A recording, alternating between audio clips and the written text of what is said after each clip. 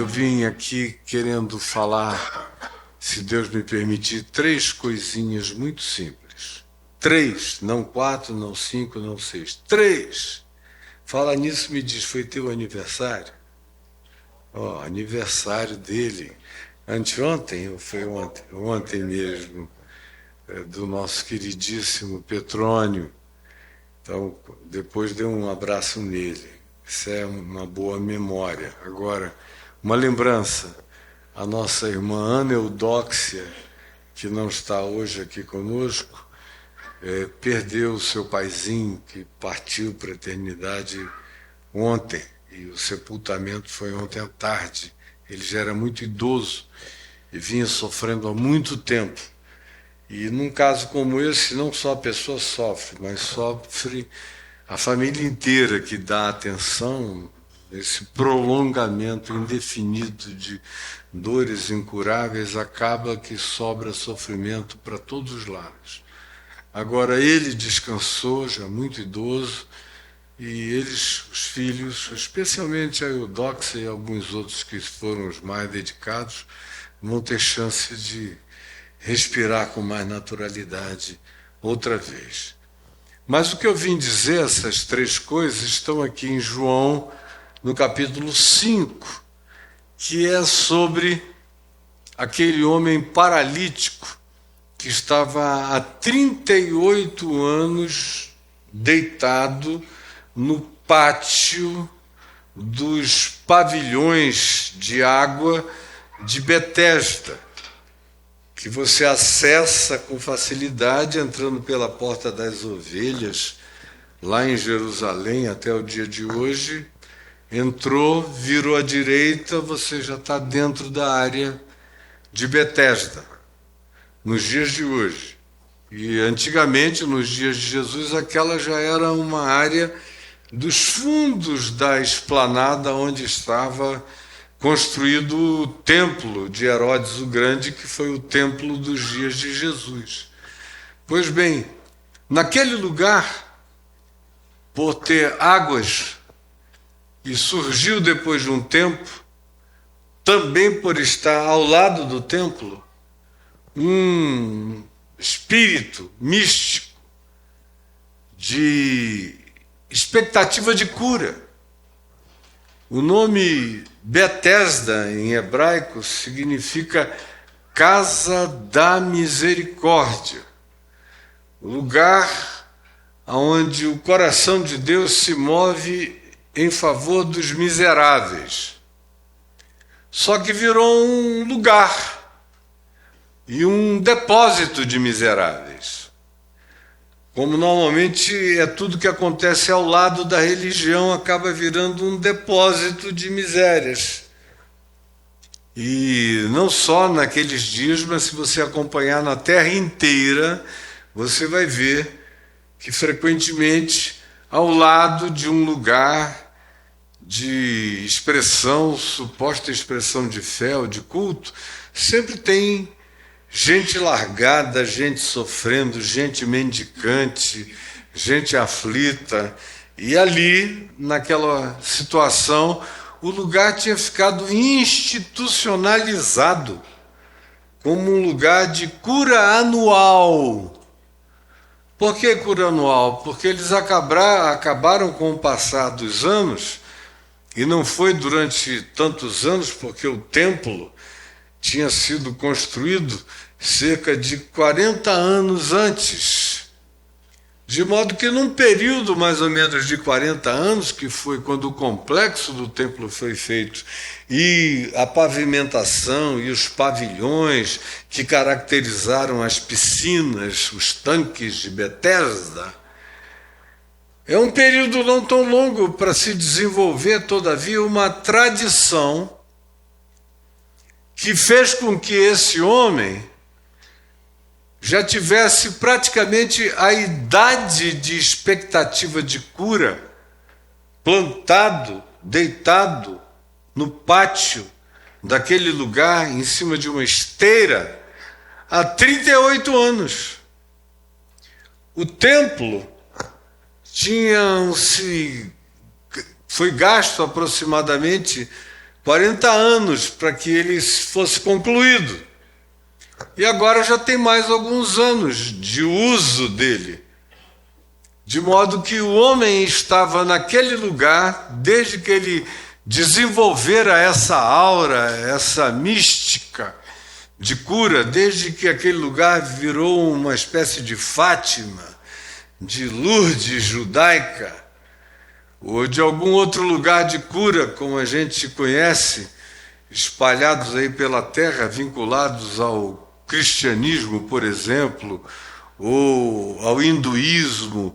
Quase todo grupo religioso tem essas geografias de milagre para a qual as pessoas afluem, e lá era um caso desse. O homem fazia essa viagem que teve uma mão só. Ele foi, ficou 38 anos lá e nunca mais saiu.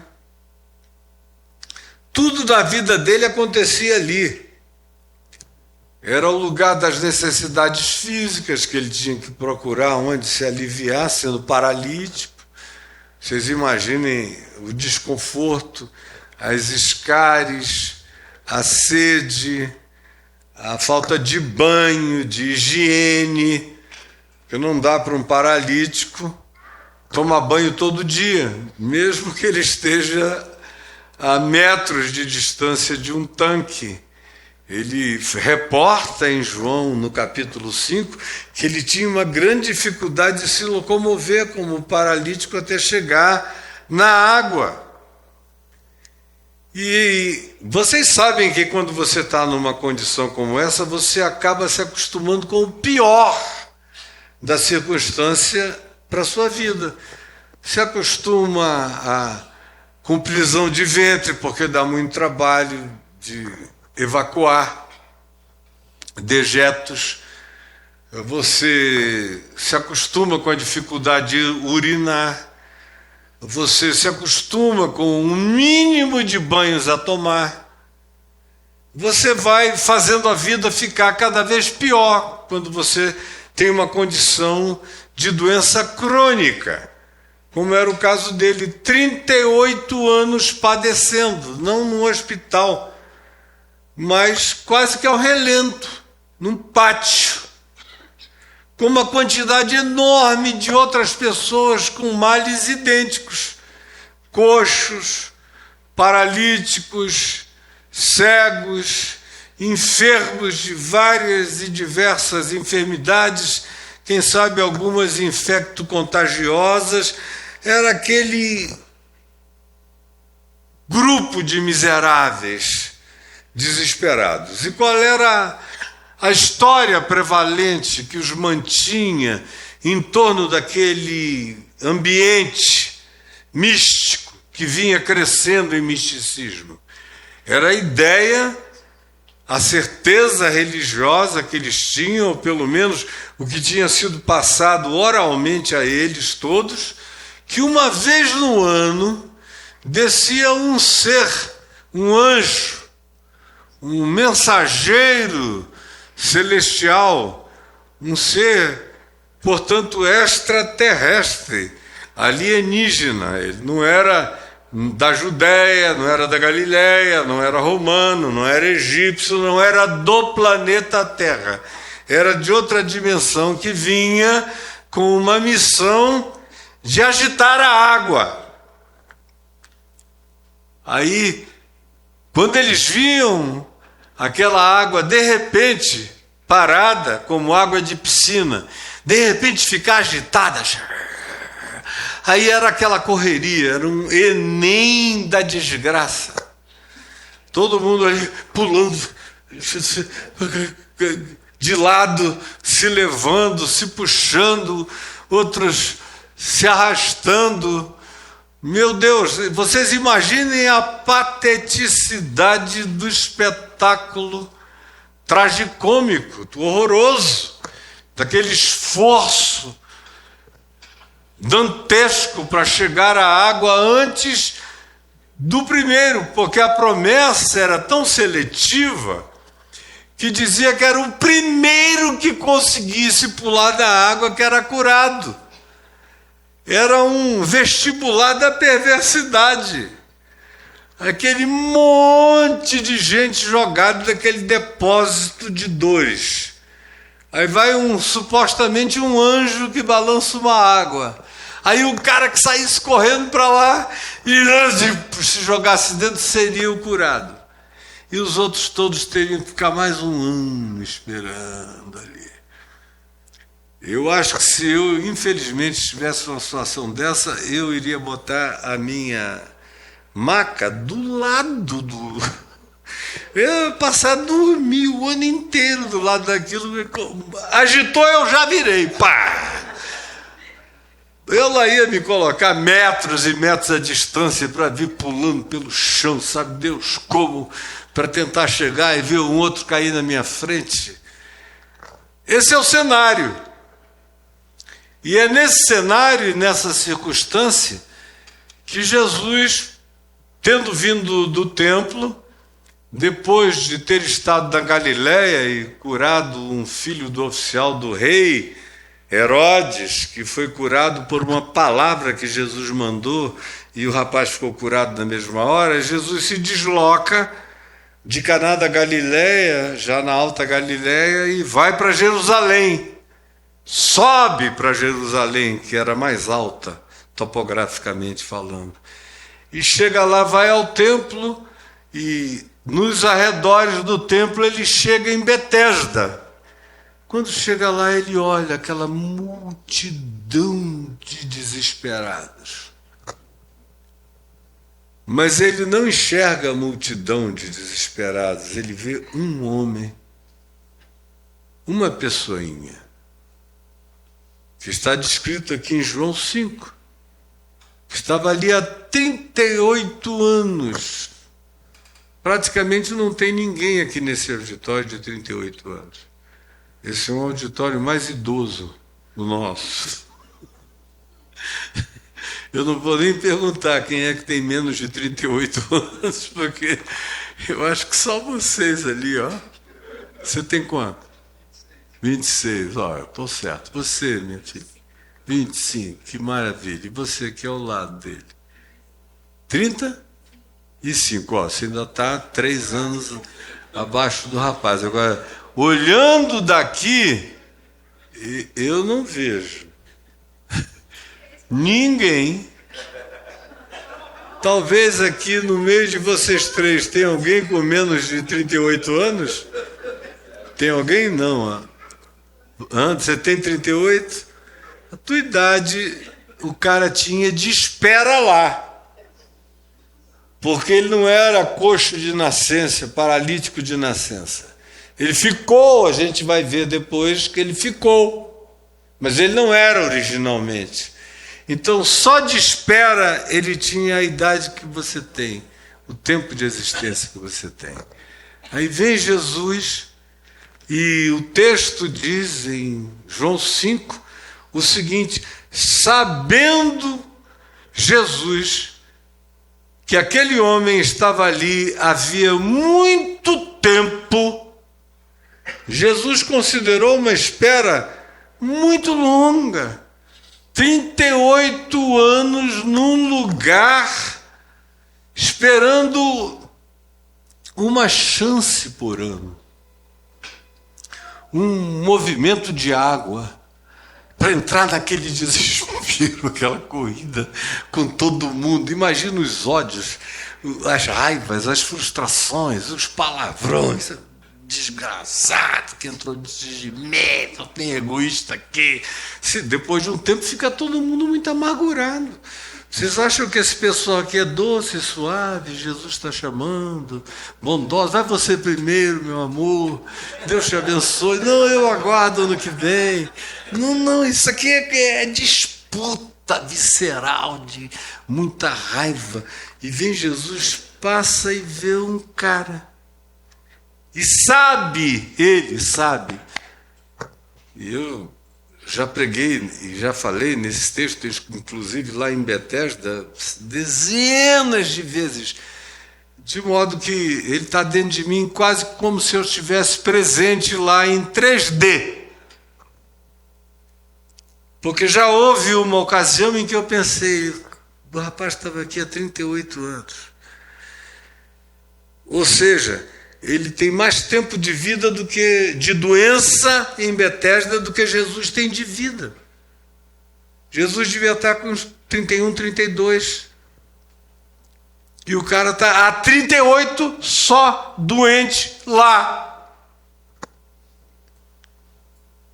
E Jesus podia saber dele sem precisar de informação de ninguém, mas também não fica afastado da possibilidade.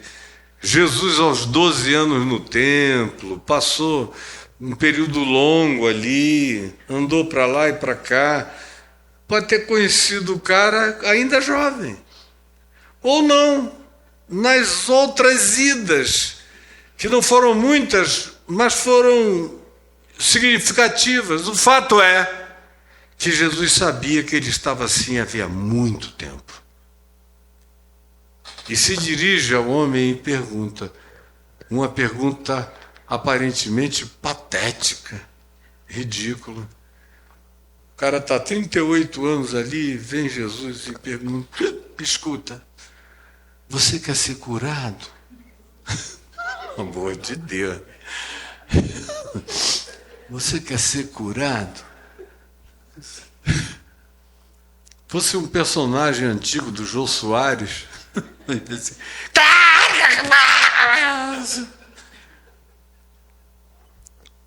é aparentemente óbvio, né?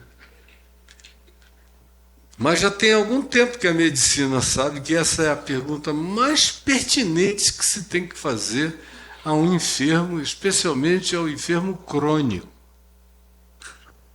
Não é alguém que teve uma dorzinha, passou mal aqui, foi ali, mas o crônico, 1 ano, 2 anos, 5, 10, 15, 20, 30, 38. Isso gera uma espécie de síndrome de Estocolmo em relação ao sequestro da enfermidade. Inconscientemente o sujeito começa a namorar a doença. Ela é o único tema, ela é a única pauta da vida dele. Chega um tempo de continuidade crônica que a pessoa já não sabe mais nem existir sem aquela dor, não consegue se imaginar mais sem ela, se funde com a própria agonia, continua fazendo a confissão pública de que quer ser curado, fazendo todas e trazendo todas as reclamações, tristezas, lamúrias concernentes ao fato de que sofre, mas nem sempre. No âmago do ser, todo mundo quer ser curado daquilo que faz gemer cronicamente por muito tempo. Eu digo isso baseado numa quantidade enorme de certezas, tanto científicas, quanto de pesquisas, quanto de fundamentação de natureza psicológica, como, sobretudo, as experiências pessoais. Com gente que você não deveria ter que fazer essa pergunta, jamais, mas eu aprendi muito cedozinho na vida que nem todo mundo que gemia e que ficava dizendo que queria cura, de fato, quer ser curada. Tu queres ser curado? É a pergunta que a humanidade levou muito, muito tempo para elaborar como sendo completamente pertinente à possibilidade de eventualmente se curar o outro. É que ele queira. Do contrário, não tem medicina que te cure contra ti. Mesmo a ingestão de remédios com funções específicas para aquele ponto, podem ser orgânica e psicologicamente boicotados por você. Por isso tem gente que é medicada e é curada, e tem gente que é medicada e não é curada. E a pergunta não deve ser acerca do remédio, mas acerca do paciente, do doente, do enfermo. Do que ele quer e do que ele não quer. Tu queres ser curado?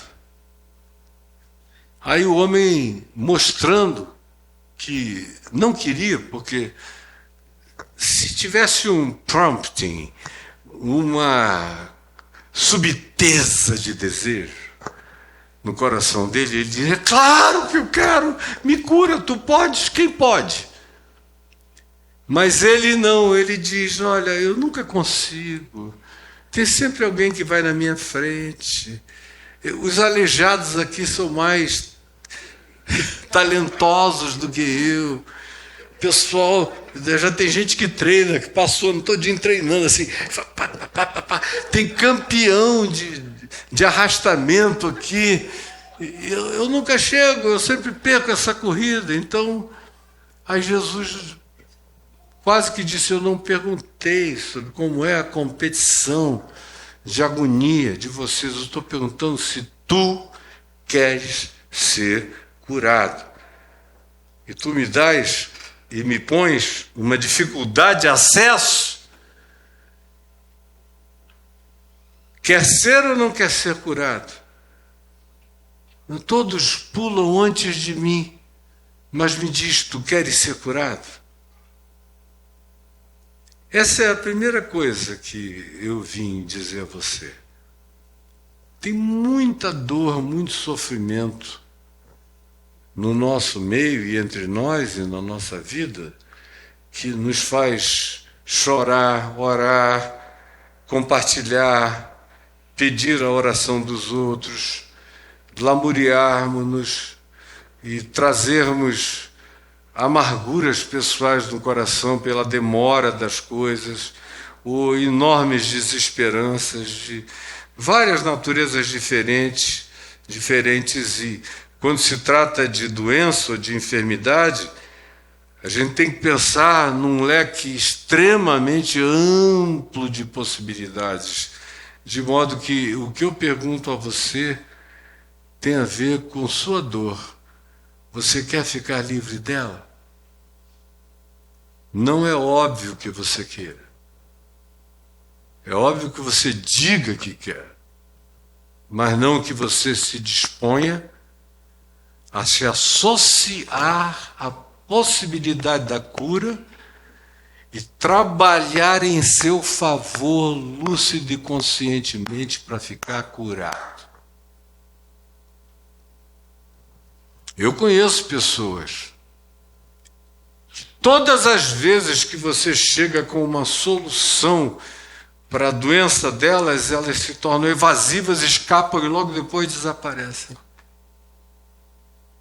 E é de graça, você conseguiu ajuda, a melhor qualificação, gente com habilidade para fazer. O indivíduo está ali te falando aquilo há anos e você louco para encontrar um caminho. Um dia cai uma oportunidade diante de mim e eu levo a pessoa e digo: olha, agora chegou, graças a Deus. Aí o cara diz: ai, eu fico com medo de ser decepcionado. Digo: você não tem nada a perder, vamos. Você está sofrendo há tanto tempo. Aí o indivíduo vai, a gente marca a semana que vem e desaparece. Porque tem medo até de se submeter à possibilidade da cura, sem falar naqueles que são raros, os que têm a lucidez honesta de realmente dizerem: eu não quero ser curado porque eu já não sei mais viver sem dor, sem doença e sem a minha enfermidade de estimação. Como uma vez eu ouvi de uma pessoa que eu estava atendendo, já tinha aproximadamente 1 ano, que ela vinha com uma certa frequência conversar comigo, e era sempre o mesmo problema físico, que a impedia de quase tudo. Não podia cuidar da casa, não podia cuidar dos filhos, não podia cuidar do marido, não podia trabalhar fora, não podia quase nada, tinha que tomar todo cuidado, tudo a cansava, tudo a impossibilitava, tudo a limitava. Até que um dia ela chegou lá em casa devastada. Aí eu falei, o que foi? E ela me disse, pastor, descobriram uma cura para minha doença. Aí caiu no choro. Descobriram uma cura para minha doença. Parece que é fácil agora. Que não precisa nem abrir o peito. Que dá para fazer pelas carótidas e por aqui, por ali e tal, e você vai para casa curada logo. Eu falei, que bom que chegaram nesse ponto, porque eu já tinha sofrido 3 intervenções dessa natureza no coração, feito ablação, botado estente, não sei o que. Eu digo, é uma beleza. Que maravilha, e a anestesia é doce, suave. Você vai sair dali, vai ficar meia hora flutuando em graça. É uma gostosura, não tem por que ficar preocupada. Não, mas agora eu vou ter que trabalhar, eu não posso mais faltar nada, eu tenho que cumprir horários, eu tenho que cuidar da casa, cuidar dos meus filhos, cuidar do meu marido, cuidar disso tudo, eu não tenho mais desculpa. Era tão confortável. Você veja como a gente pode desenvolver conjuntos de natureza psíquica em relação a determinados tópicos completamente mórbidos. A síndrome desse processo, a multiplicidade dos fatores pode ir criando uma relação de morbidez, de modo que perguntar, você quer ser curado? Não é um desperdício, é a questão das questões. Do contrário, quem é que vai poder curar você? Jesus não violenta. A gente lê em Marcos 6 que ele vai à cidade dele, a Nazaré, onde ele crescera, e encontrou uma hostilidade. Foi onde ele disse, ninguém é profeta na sua própria casa, aquela ciumeira, a familiaridade, não é esse o filho de Maria, de José, a gente não conhece os irmãos e as irmãzinhas dele? E agora ele cura, ele faz isso tudo, virou essa coisa espetaculosa, e Jesus se admirou da incredulidade deles, porque ali não pôde curar muitos enfermos, senão uns poucos doentes, impondo-lhes as mãos, corpo a corpo. E, em geral, as pessoas eram curadas meramente pela palavra de Jesus, lá na Galiléia, por exemplo. Leprosos, tipo, eu quero, fica limpo. E o leproso ficava limpo na mesma hora. Mas Jesus nos ensina que até Deus tem limites quando você decide que não gosta de cura, não quer saúde, não quer melhorar, não quer ficar são, não quer se ver livre da sua temática de choramingo, de reclamação, de murmuração, de mau humor, dos álibis que você acabou desenvolvendo para se tornar uma pessoa mórbida no seu estado de existência. Essa é a primeira coisa que eu queria que você olhasse para o coração e pensasse. Eu não estou falando de doença física apenas, ou de qualquer coisa que um raio-x possa mostrar, uma ressonância. Estou falando de todo tipo de condição, inclusive aquelas que não são detectáveis por raio-x, nem por scanner, nem por ressonância, que tem a ver com a sua mente, com a sua alma, com as desconstruções espirituais que você permitiu, com os aleijões interiores que você, de alguma forma, proibiu de serem curados pelas conveniências da paradoxal agonia, mas que produzia para você algum estado que, na sua condição enfermiça, já agora muito mais na mente do que no corpo, fazia você realizar o cálculo de que a não cura já lhe era mais favorável do que ser curado. Tu queres ser curado? Essa é uma afirmação que vem numa questão. É uma questão, com ela uma afirmação. Não necessariamente você, eu ou qualquer um de nós aqui quer ser curado. E a pergunta deveria nos fazer perscrutar o coração e ver a quantidade de coisas que a gente usa como álibis a partir de uma determinada condição limitante e que depois de um tempo passa a ser algo viciante e que a gente usa como anteparo para as nossas covardias, para a nossa falta de desejo de enfrentamento, para a nossa real indisposição quanto a não viver a plenitude de nenhuma vida que a gente sabe que poderia viver.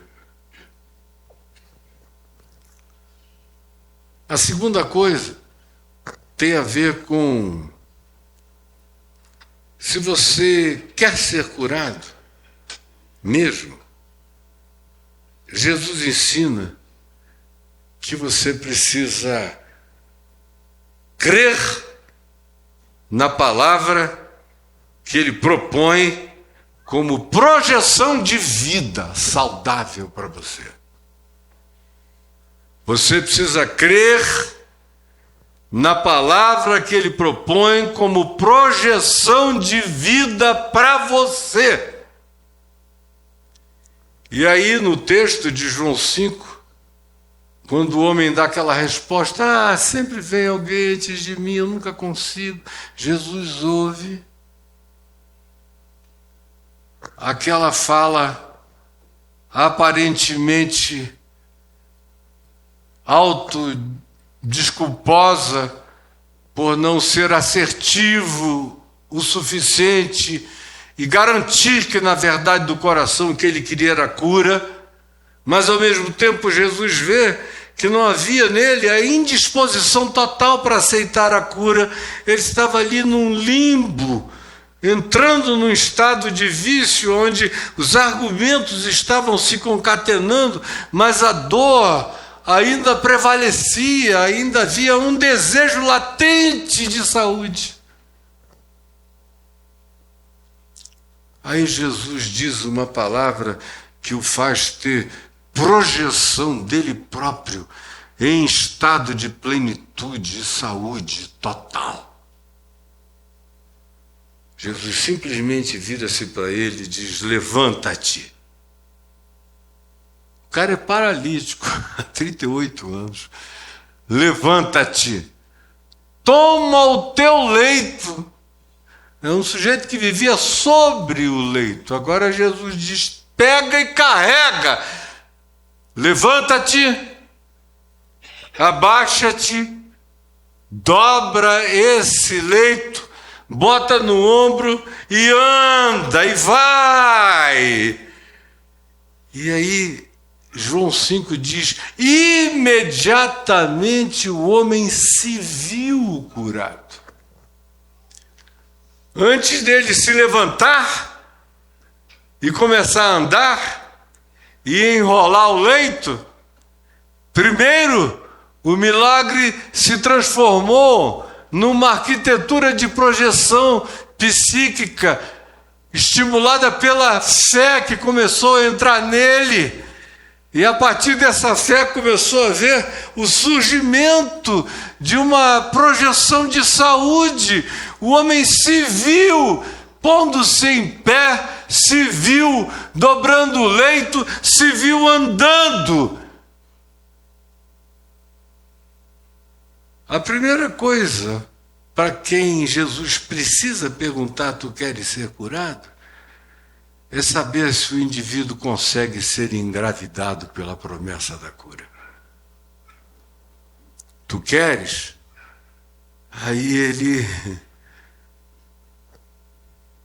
Jesus deu o script, como ia ser a vida dele. Ó, você vai ficar em pé, você já não faz isso há 38 anos. Você vai pegar essa cama e vai botar no ombro, e você vai fazer o que você não faz há tanto tempo, que é andar. Porque tem que haver a decisão de andar, de se mover. Se o teu estado é paralisia, é morbidez, é languidez, é desistência, é depressividade, é pena de si mesmo, é autovitimização, é a narrativa autocontada da sua impossibilidade de atingir o que você diz para si mesmo que gostaria, mas na prática talvez não seja tão intenso assim. Para a gente, com essa natureza, a segunda coisa é que essa palavra de Jesus, essa construção, essa projeção, esse holograma, o cara tem que se ver em pé, pegando o leito e andando. Antes disso acontecer, ele imediatamente se viu. E quando ele se viu, o texto diz, de um salto pôs-se em pé. Ele se viu curado antes de ficar em pé.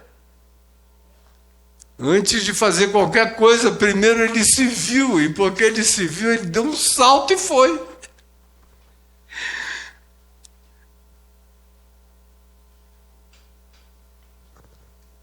Você tem que ajudar a sua cura. Eu tenho que ajudar a minha cura. A gente tem que ajudar a nossa cura. Cura psicológicas, as mais variadas. Tem tanta gente aqui com um monte de coisas para curar, para vencer, mas se você perguntar sinceramente e ela responder honestamente, ela vai ter que dizer que não, porque não lhe é mais conveniente. Eu já me acostumei a ser mal-humorada, mal-humorado, a ter essas expressões bipolares. Eu já me acostumei, eu perco a cabeça quando é necessário. É um álibi da pesada. Todo mundo já te trata como doido. Para que eu vou ficar bom, cara? Não tem vida mais confortável do que a vida de um doido funcional. Ele consegue funcionar quando ele quer, e quando ele não quer, ele só funciona para matar, quebrar, destruir, arrebentar tudo. Aí no fim diz assim, ai meu Deus, que karma, que dor, que condição mais horrorosa. Oh Deus, por que tu não me curas e me fizeste assim? Agora, vai tentar ajudá-lo de fato e você vai ver a parede de pedra que você vai encontrar. Porque não é conveniente. Em casamento, então, tem gente doente, que você oferece ajuda a ele. E ele diz, eu não consigo, pastor, sabe por quê? Eu já estou assim há 38 anos. A gente tem 38 anos de casado, eu sinto essa vontade de esganá-la desde o 5º ano. E já se solidificou tão fortemente que eu já nem consigo mais imaginar uma vida sem esganação. Sem raiva. Onde é que eu vou praticar os meus palavrões? Onde é que eu vou virar machão, se não aqui dentro dessa casa, contra ela? E eles... Senão vou ter que me tratar todo. Vou ter que resolver as causas mais essenciais e fundamentais da minha vida. E eu não quero, eu não tenho mais nem idade, pastor. Eu já passei dos 50. Já está encruado, sabe? Aí começo, eu ouço cada história que vocês não têm nem ideia. Eu dali ouvindo, dizendo, ai meu Deus, me engana que eu gosto. É terrível a mente humana. Mas para aqueles que querem ser curados, Jesus diz, aceita o que eu estou te falando como promessa, como holograma, como construção, como projeção da tua vida inteira, bonita, linda, saudável, pacificada, curada. E se você olhar e ouvir e aceitar e se deixar impregnar, engravidar por isso em fé, aí o salto para fora disso é natural. Quando você vê, já foi, e descobre que é infinitamente mais simples do que diziam para você que seria. Às vezes demora a vida inteira ou para sempre porque a pessoa não quer. Porque quando quer, o processo se acelera, se instantaneiza de uma maneira muito mais forte do que a gente quer imaginar, ou de que até alguns profissionais querem admitir, porque tem alguns profissionais que subsistem da demora da sua cura. Quanto mais tempo demorar, mais contigo eles vão ganhar. Agora, o que quer que chegue e traga uma solução do tipo, ele deu um salto, se viu curado, deu um salto, saiu andando. Aí quebra o consultório. Ou a igreja, que precisa que você fique 30 anos vindo aqui trazer oferta, entrando nas campanhas, sendo ungido com óleo, com sal, com sei lá o quê, com tudo que inventarem. Você não quer, mas você vai. Só para dizer que você está fazendo a sua parte, igual aquele cara que se jogava assim de lado para chegar até a beirada do tanque e já caía outro na frente. Não foi minha vez, mas na próxima campanha eu serei. E a terceira coisa que eu queria que você guardasse, para a gente terminar, é que Jesus cura o homem, ele sai dali, e era sábado. Aí a primeira coisa é que as autoridades religiosas, que havia muitas ali à volta, porque era o lugar do templo, muitos sacerdotes, saduceu, fariseu, gente da religião para todo lado, vieram em cima do homem, dizendo assim, você está andando, carregando o teu leito, curado, e hoje é dia de sábado, não pode. A religião é igualzinho o tempo todo e nunca terá cura. Ela não está nem aí para a condição humana, nem da vida, nem da miséria do cara que foi liberto. Não, é dia de sábado. Ou não pode. Não tinha unção, nem autorização, nem ordem. Não recebeu autoridade para fazer isso. Está fazendo isso no lugar errado, na hora errada, do jeito errado, porque o negócio não é curar, o negócio é manter as pessoas em estado de dependência. E o diálogo subsequente desse homem com a religião é esse. Quem foi que te fez isso? Ele falou, ele não me disse o nome dele. Eu não sei não. Só sei que ele disse para eu levantar, pegar o meu leito e andar. Ninguém nunca me disse isso. Eu estou aqui há 38 anos. Eu me vi. Aí eu pulei, fiquei em cima, peguei e estou andando. Então procure ele, falem com ele. Porque eu só estou fazendo o que ele mandou e aconteceu.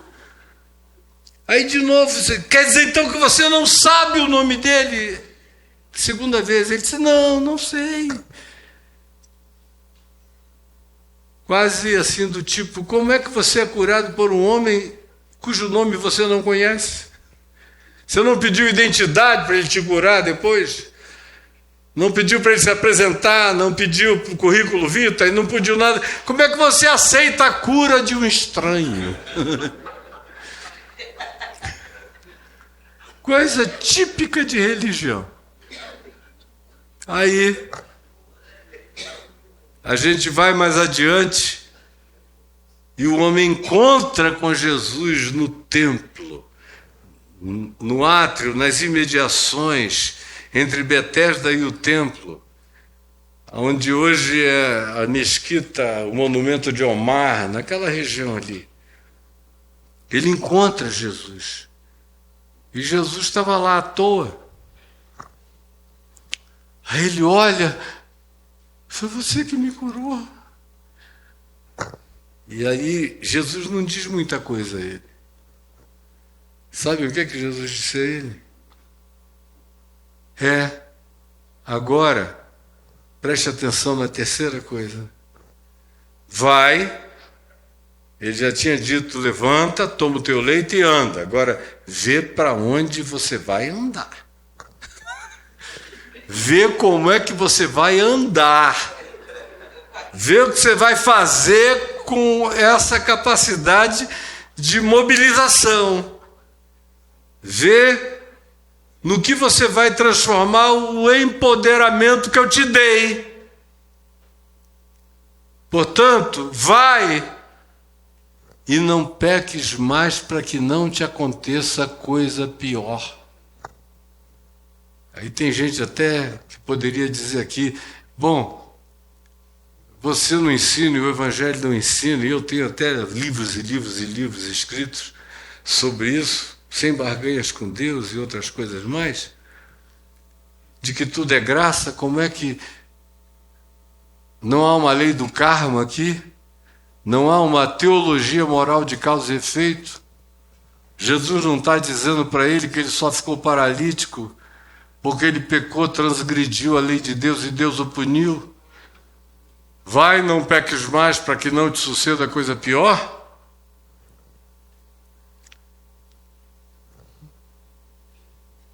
Teria sido por causa de adultério, de roubo,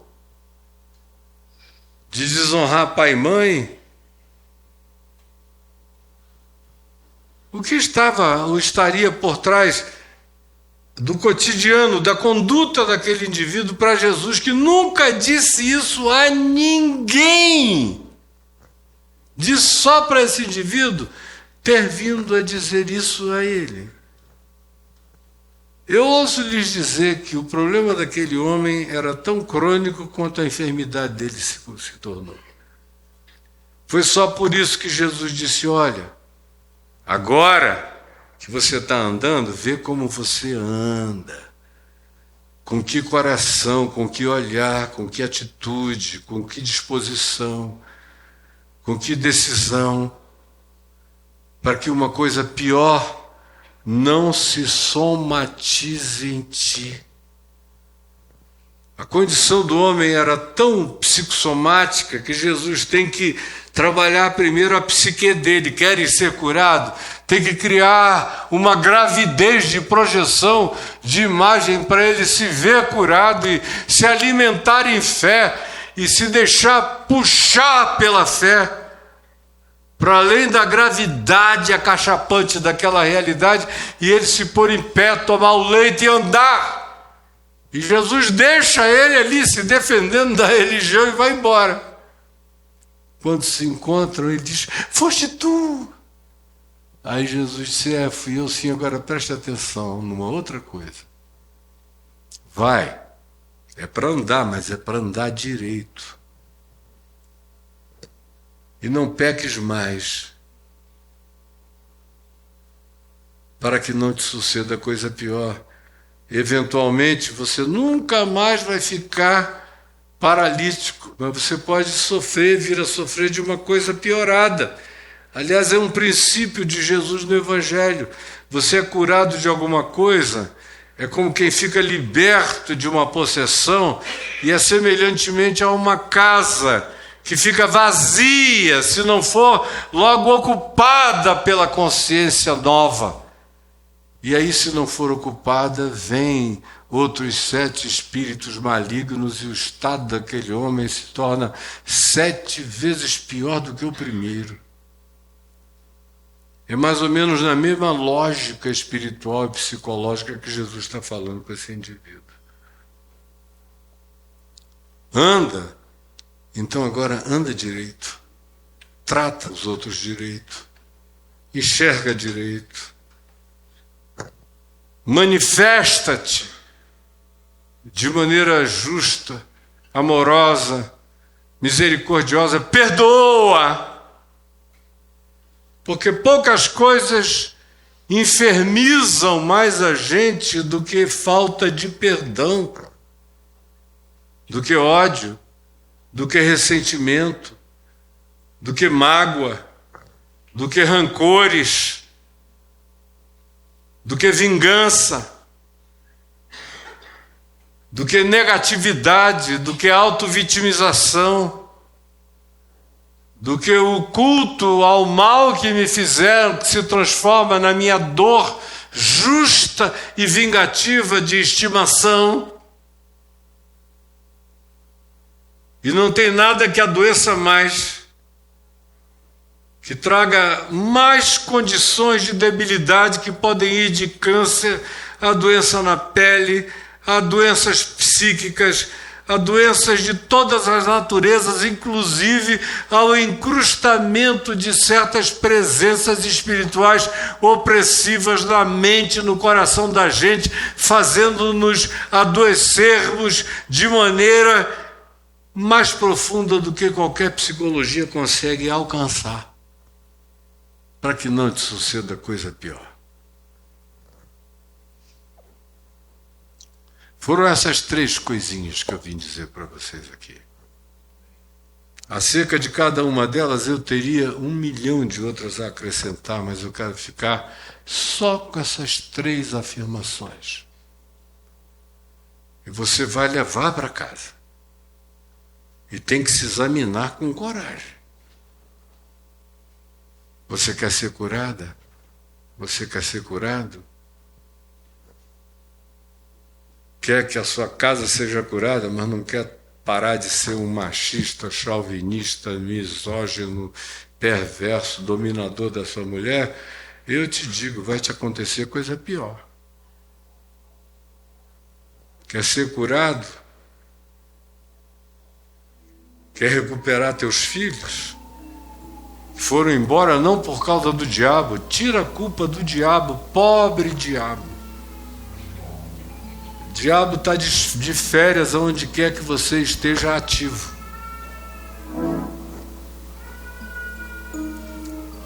Cure sua mente, seu comportamento, seu olhar, sua atitude. Pare de procurar cura gay. Cure-se no seu preconceito diabólico para acolher seu filho gay, sua filha gay, porque o doente é você, não são eles. Frequentemente, a causa da nossa enfermidade, que poderia ser também o elemento propulsor da nossa cura, habita justamente naquilo que a gente traz como acusação para o outro, que nada mais é do que uma confissão do nosso estado horroroso de alma, que é o que pela persistência crônica nos põe em estado de paralisia, de diminuição do nosso potencial, da nossa inteligência, da nossa capacidade, da nossa produção, da nossa vocação, do nosso chamado, até da nossa aparência. O que a gente traz na mente e no coração mexe em tudo na vida da gente. Tudo. A gente pode ter algumas doenças que são de natureza genética, hereditária, mas elas são muito menos em incidência estatística do que aquelas todas que nos adoecem e que, de acordo com a ciência, 80% a 85% delas são produzidas pela nossa atitude mental negativa contra os outros e que mata a gente. Eu acho que eu já falei o bastante para você ter a semana inteira, no mínimo, para pensar. Espero que não seja o resto da vida, senão você vai morrer assim, sem se curar. Estou te dando um prazo. Quero ver você aqui domingo que vem com conclusões positivas a respeito do futuro. Em nome de Jesus, eu peço que você consiga se ver curado. Já pensou você curada? Como você ia ser linda, maravilhosa. Você curado, cara. Ia deixar de ser esse ente repugnante, apavorante. Quando o pessoal entra, sente que você entrou na garagem da casa, todo mundo se esconde. Mas você é um servo do Senhor. Está há 38 anos lambendo a sua própria doença e botando a culpa no anjo que não te espera. Vamos ficar em pé.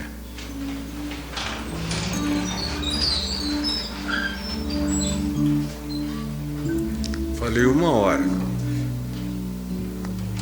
Eu não senti que ninguém aqui ficou cansado. Eu vi, senti que vocês estavam comigo. Agora levem isso dentro do coração com a coragem de olhar para a alma, de fazer o mais difícil de todos os olhares, que é esse, isento, sem autodefesa, sem autojustificação, sem desculpas pessoais, e que não tem pena de si mesmo e avalia com verdade as intensidades do ser e do coração. E toma decisões conforme você ouviu hoje aqui. Para quem não ouviu tudo atenciosamente, quarta-feira isso vai estar no YouTube para você ir lá e ver de novo. E repetir tantas vezes quantas vocês queiram. Porque eu sei que além de vocês terem ouvido o Evangelho, vocês ouviram uma palavra de terapia que pode ter eficácia para o resto da vida. Não só para você, mas para a sua casa, seu casamento, seus filhos, seus relacionamentos. Pode ser um desamarrador de potenciais. Agora vai e não entra mais nos ciclos passados para que não te aconteça coisa pior. Senhor Jesus, eu te imploro com temor e tremor que o Espírito Santo, que não é um conceito nem uma abstração da minha mente, é fato, é verdade, é promessa viva e é presença real de Cristo Jesus me habitando e habitando a todo aquele que com honestidade o invocar e a ele se submeter e nele andar, para que por ele seja curado, e dá-nos essa imaginação profética que consiga se ver no melhor de si mesmo. E eu te agradeço porque tu me convences todos os dias que o meu melhor ainda está por vir. Que o meu melhor não esteve no meu passado, nem está no meu presente. Eu estou andando todo dia para melhoramentos impensáveis. Eu sei que eu vou morrer lindo quando partir para a eternidade. Porque tu sabes que eu não tenho medo de me encarar. E de te dar razão contra mim mesmo, e de buscar me submeter a ti, à minha mulher, aos meus filhos, e aonde quer que a verdade esteja e de quem quer que ela proceda, para o meu bem, em nome de Jesus. Amém e amém. Pai nosso, que estás nos céus, santificado seja o teu nome, venha o teu reino, seja feita a tua vontade, assim na terra como nos céus. O pão nosso de cada dia nos dá hoje. Perdoa as nossas dívidas, assim como nós perdoamos os nossos devedores. E não nos deixes cair em tentação, mas livra-nos do mal, pois teu é o reino, o poder e a glória para sempre. Amém. E amém, e amém. Aleluia.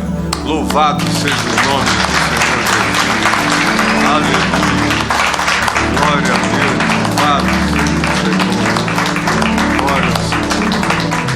Avança fora, medo, me refaz e me faz sonhar de novo. Minha paz não é mais segredo. Invadiu meus dias mais sombrios, fez morada em mim.